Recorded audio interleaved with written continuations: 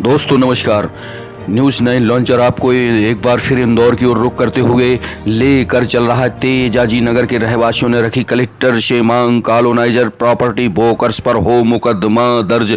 इंदौर हमारे संवाददाता के मुताबिक तेजाजी नगर क्षेत्र में निगम की रिव्यूअल कार्रवाई के बाद प्रभावित रहवासी कलेक्टर कार्यालय पहुंचे और अपनी शिकायतें दर्ज कराई। उन्होंने आरोप लगाया कि कॉलोनाइजर प्रॉपर्टी ब्रोकर और अन्य लोगों ने उन्हें धोखा दिया है। उनके साथ मकान अवैध तोड़कर तोड़े जा रहे हैं। रहवासियों ने कलेक्टर से मांग की। सर, अभी कुछ समय पहले जैसे आपने मीडिया के माध्यम से भी देखा होगा, तेजाजी नगर केलोद करताल में नई बस्ती है, गैस गोडाउन के पास में। वहाँ पर नगर निगम ने 2 दिन पहले नोटिस दिए और 2 दिन बाद नगर निगम ने इनके जो मकान जो बने हुए थे, इन लोगों ने बैंकों से लोन ले रखा है। इन लोगों ने 20-20 लाख रुपए बैंक से लोन ले रखा है और इन लोगों को 2 दिन पहले नोटिस दिया और 2 दिन बाद नगर निगम ने इनके पूरे मकान ध्वस्त कर दिए। तो ये उसी दिन हमारी कलेक्टर साहब से भी बात हुई। तो कलेक्टर, इन लोगों का एक कहना था, नगर निगम और कलेक्टर ऑफिस के जो अधिकारी गए थे, उन लोगों का एक कहना था कि हमें कलेक्टर साहब का आदेश है। लेकिन जब कलेक्टर साहब से मेरी खुद फोन पर चर्चा हुई तो कलेक्टर साहब ने ये कहा कि मुझे इस बारे में कोई जानकारी नहीं है। तो उस समय कलेक्टर साहब के माध्यम से कलेक्टर साहब ने वो पूरा निर्माण रुकवाया, तो जो तोड़ रहे थे उनको रुकवाया।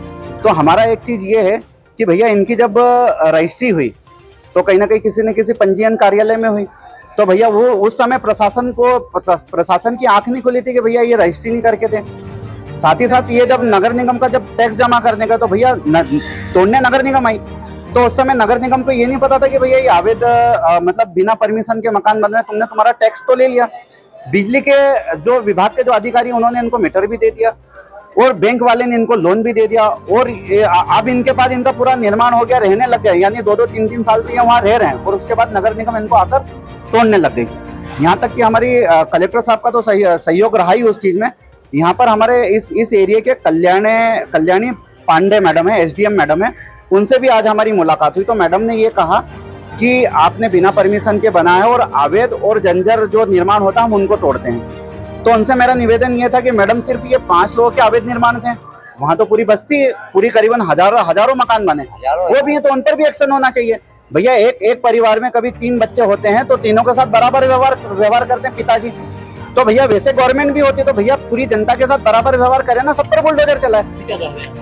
अभी उन्होंने कहा है कि हम इसकी जांच करेंगे और हमारी तो मांग यही है कि एक तो प्रॉपर्टी ब्रोकर, कॉलोनाइजर, रजिस्ट्री करता, साथ ही साथ नगर निगम ने जिस भी अधिकारी ने इनका टैक्स लिया उस पर, और रजिस्ट्रार कार्यालय जहां पर इनकी रजिस्ट्री हुई है, और जो बिजली विभाग ने जिनको इनको वो दिया है बिजली का मीटर की परमिशन नहीं, इन सबको आरोपी बनाए।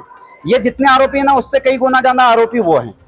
क्योंकि मुद्दे को लेकर आप कोर्ट वगैरह गए हो? इसमें हमने हमारा वकील कर लिया है और इसमें हम जो जिम्मेदार जो अधिकारी हैं जिन्होंने इनके मकान तोड़े हैं असंवैधानिक कार्रवाई से, उनको भी हम कोर्ट तक लाएंगे और उनसे भी हम जवाब और सवाल हमारे वकील के माध्यम से हो सके तो हम कोशिश करेंगे कि जिन्होंने भी असंवैधानिक करवाई है उनको डायरेक्ट निलंबन करें।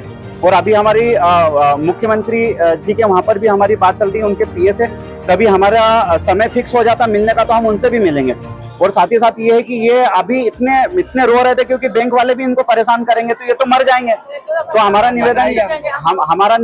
निवेदन शासन प्रशासन सबसे है कि कभी इनके ऊपर हुआ, जैसे मेरा बताऊं, मैं अखिल भारतीय भलाई महासंघ में इंदौर जिला अध्यक्ष हूँ। तो हमारे राष्ट्रीय अध्यक्ष मनोज परमार जी हैं और हमारा पूरा संगठन, हमारे संगठन के साथ साथ पूरी सर्व समाज के लोग हमारे साथ मिले हुए हैं संगठन में। तो हम सर्व समाज को लेकर अखिल भारतीय भलाई महासंघ उग्र आंदोलन करेगा। आपका नाम? मेरा नाम है लक्ष्मण खेड़े, अखिल भारतीय भलाई महासंघ में जिला अध्यक्ष हूँ। आज आप यहाँ आए, क्या कह रहे हैं? हमारा मकान टूट गया है, कर्जे पे पूरा है, हम किस कहाँ से भर पाएंगे? मकान तोड़ देंगे सर हमारा। तो यदि आपका सुनवाई नहीं हुई तो कोई सुनवाई नहीं करी हम। सर आप बता दो क्या करें, करना चाहिए हमारे को कोई बात की जानकारी नहीं थी। कितने परिवार होंगे जो प्रभावित? 9-10 जने रहते घर। 52 जनों के प्लाट है। आपका नाम? मेरा बलजीत।